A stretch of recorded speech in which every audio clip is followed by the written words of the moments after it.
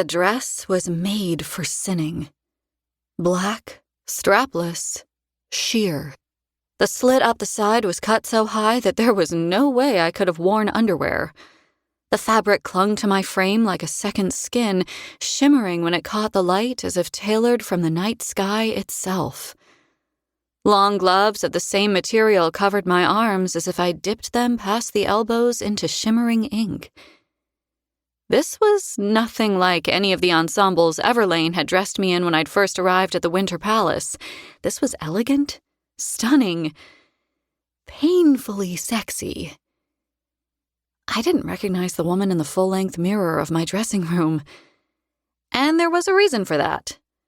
The strange creature staring back at me wasn't a woman. Not anymore. Once she might have been, but now she was a Fae vampire hybrid, touched by the gods. I was the same as I had ever been, and yet I wasn't. Immortality might have cleaved the meat from the bones of others and made them willowy. It had filled out the parts of me that Zulvarin had starved. My cheekbones were rounder now, my lips fuller. Hips, breasts, ass. I'd had all three before, but now I really had them.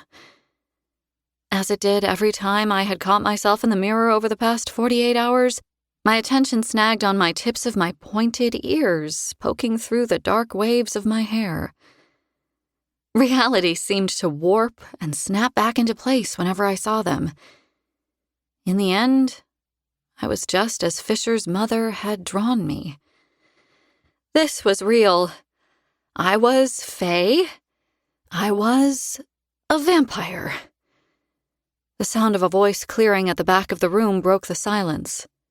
Well, I suppose if no one else is going to say it, then I will. You look downright fuckable, Saris Fane. I turned, wearing a chagrined frown, already preparing for the fallout that would follow on the heels of that comment.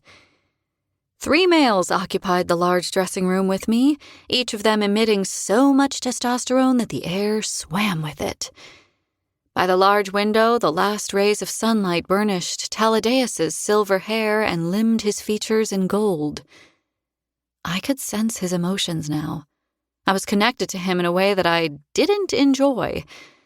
Sometimes, as dusk was falling, I would feel him wake on the other side of the palace, and his sadness would steal my breath away. My maker cringed at the male on the other side of the room, sprawled out on a chaise longue like he owned the damn place. Are you out of your mind? He asked. I don't know a single person stupid enough to hit on a newly bonded female, let alone a god-bound female. But to do it right in front of her mate? In front of him? He added, jerking his chin toward the last male leaning against the wall by the door. I paused before allowing myself to look at him. Paused before I even allowed myself to think his name. Kingfisher. My mate. Fisher's dark, wavy hair tumbled into his face, flicking up around his ears. It had somehow grown longer in the past day or two. He felt bigger, too. Taller, broader, his presence even more imposing. He was armed to the teeth, dressed in leather, his ever-present gorget flashing at his throat. Tendrils of shadow and glittering black sand wound between his fingers, circling his wrists.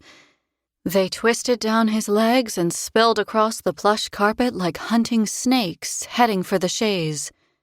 They had reached the chair and were weaving up its legs toward carrion when I let out a sigh, folding my arms across my chest. Fisher. His eyes came alive at the sound of my voice. Stop. His nostrils flared, his jaw working. I can't help it if he doesn't want to live. Carrion heaved himself upright, nearly spilling his drink in the process. He was on his 4th whiskey, though he seemed none the worse for wear because of it.